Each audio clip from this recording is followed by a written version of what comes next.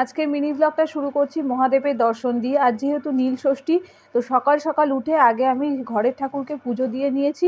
আর ঘরের ঠাকুরকে পুজো দিয়ে একদম রেডি হয়ে বেরিয়ে পড়েছি মন্দিরে পুজো দেওয়ার জন্য। যেহেতু মন্দিরটা আমার বাপের বাড়িতে, তো সেই জন্য যেতে 5-7 মিনিট মতো সময় লাগবে।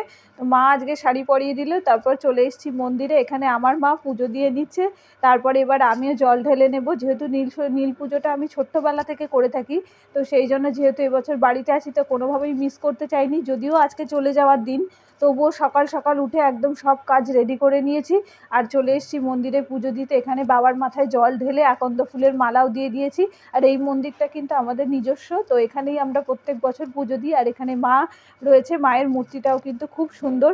তো ওখান থেকে চলে এলাম বাড়িতে, আর এখন রেডি হয়ে নিয়েছি যেহেতু একটু পরেই বেরোতে হবে। আর এই কুর্তি সেটটা আমি নিয়েছি পয়লা বৈশাখ উপলক্ষে, তো সেটাই পরে আজকে যাচ্ছি। আর আজকে প্রচণ্ড গরম পড়েছে বাইরে।